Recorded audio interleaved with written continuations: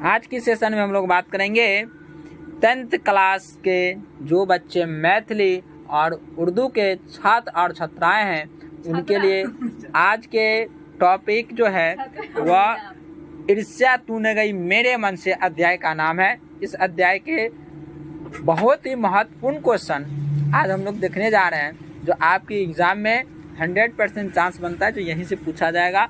इसके अलावा कहीं से आपको नहीं पूछा जाएगा, इसलिए ध्यान पूर्वक इसको देखें। इसमें पहला क्वेश्चन जो है कहता है ईर्ष्या तू न गई मेरे मन से शीर्षक पाठ किसकी रचना है, मतलब ये किनके द्वारा लिखा गया है। यह आपको पता होगा रामधारी सिंह दिनकर के द्वारा। किसके द्वारा लिखा गया है? रामधारी सिंह। ईर्ष्या तू न गई मेरे मन से शीर्षक पाठ की गद्य की कौन सा विधा है, मतलब यह क्या है? सारांश है, कहानी है, रोचक निबंध है, हंस अव्यंग है। क्या ये एक रोचक निबंध है? क्या ये रोचक एक निबंध है? तीसरा नंबर क्वेश्चन है रामधारी सिंह दिनकर द्वारा रचित पाठ जो है वह कौन सा है? ईर्ष्या तूने गई मेरे मन से। कौन सा है? तूने गई मेरे मन से। ईर्ष्या का संबंध होता है, ईर्ष्या का संबंध किससे होता है जी? तो वह समानता से, अधीनता से, विफलता से या प्रतिद्वंदियों से। प्रतिद्वंदियों से किससे होता है जी? प्रतिद्वंदियों से होता है। अगला क्वेश्चन है ईर्ष्या को क्या कहा गया? प्रतिष्ठा, अभिशाप, प्रशंसा या अनोखा वरदान? अनोखा वरदान। ईर्ष्या से बचने का उपाय क्या है? घृणा, क्रोध, मानसिक अनुशासन या शारीरिक अनुशासन? तो मानसिक अनुशासन, हम लोग को मानसिक को अनुशासन में रखना चाहिए। अगला क्वेश्चन है ईर्ष्या कौन करता है? तो दूसरों का सुख नहीं देख सकता, तो दूसरों को हानि पहुंचाता, सुख संतोष का अधूरा, तो उपयुक्त में से तीनों सही है। ईर्ष्या तूने गई मेरे मन से शीर्षक पाठ में कहा गया है। क्या कहा गया है? जिसे किसी प्रचंड चिंता का पकड़ लिया है। क्या लिया गया है? जिसे किसी प्रचंड चिंता ने पकड़ लिया है उसे बेचारे की जिंदगी ही क्या है?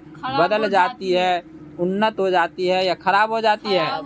खराब हो जाती है। ईर्ष्या तू न गई मेरे मन से निबंध में हृदय पर दंश के दाग को कौन भोगता है? इसमें से कौन भोगता है जी? कृपालु भक्ति, संकोच भक्ति, ईर्ष्यालु व्यक्ति या दयालु व्यक्ति? भाई ईर्ष्यालु व्यक्ति न भोगता है जी। कौन भोगता है? ईर्ष्यालु व्यक्ति जो है वह क्या करता है? दंश को भोगता है। अगला है लेखक रामधारी सिंह दिनकर। कौन है लेखक? रामधारी सिंह दिनकर के रोचक ईर्ष्या तू न गई मेरे मन से किस पर टिप्पणी कर रही है? देश पर, राज्य पर, रोजमर्रा के व्यवहारों पर, समाज पर? किस पर कर रहा है जी? मैं आपको बैठाना चाहिए। तो 10 नंबर क्वेश्चन में इसका आंसर यहाँ पर डी दिया गया है, लेकिन ये गलत है। इसका जो आंसर होगा रोजमर्रा के व्यवहारों पर यहाँ पर टिप्पणी की जाती है, इसलिए इसका आंसर सी नंबर है, डी नंबर गलत है। अगला क्वेश्चन है कौन ईर्ष्या की बड़ी बेटी है? दुख, सुख, पड़ोसी या निंदा? निंदा जो है वह ईर्ष्या के क्या है? बड़ी बेटी है। हमें नहीं होना चाहिए। क्या नहीं होना चाहिए? दयालु, कमाऊ, ईर्ष्यालु या परोपकारी? ईर्ष्यालु नहीं होना चाहिए। दिनकर किस रचनाकार के नाम से जुड़ा हुआ है? दिनकर जो है किसके नाम से जुड़ा हुआ है? गोपाल सिंह नेपाली, रामधारी सिंह दिनकर, फणीश्वरनाथ रेणु या प्रेमचंद? तो रामधारी सिंह दिनकर जो है उसके में जुड़ा हुआ जी। और दिनकर क्यों कहा गया था ये भी बताए हुए थे, क्योंकि उन्होंने गरीबों का क्या करते थे? मदद क्या करते थे, इसीलिए उसको क्या कहा गया? रामधारी सिंह दिनकर। रामधारी सिंह दिनकर का जन्म कहाँ हुआ था? इनका जन्म बिहार में हुआ था। कहाँ पर हुआ था? बिहार में।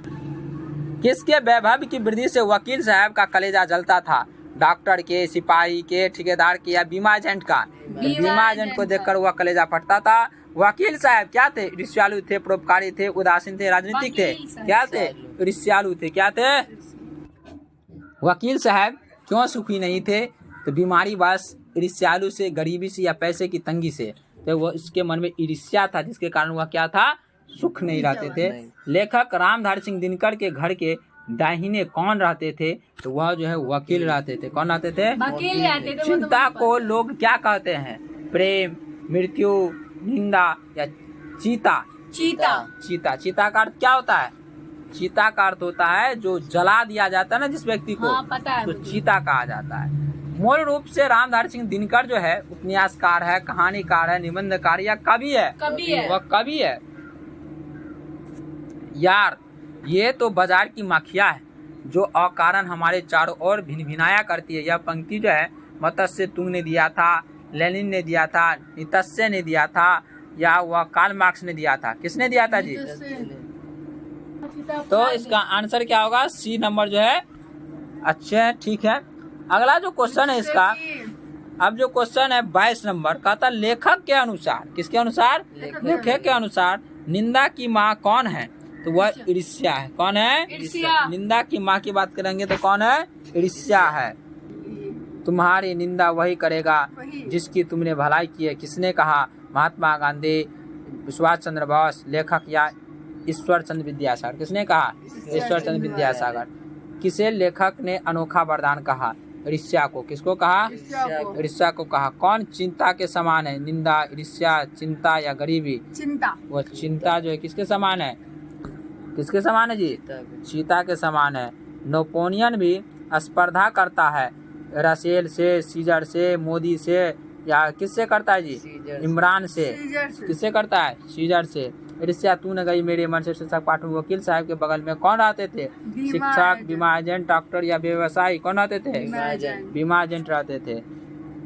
ईर्ष्या का संबंध प्रतिद्वंदियों से होता है क्योंकि भिखमंगा करोड़पति से ईर्ष्या नहीं करता। यह पंक्ति किस शीर्षक पाठ से है? तो यह जो है कहाँ से लिया गया? ईर्ष्या तूने गए मेरे मन से। यहीं पर समाप्त करते हैं, फिर नए उत्साह के साथ अगले वीडियो में हम लोग मिलते हैं। तब तक के लिए आज यहीं पर हम लोग विराम ले रहे हैं।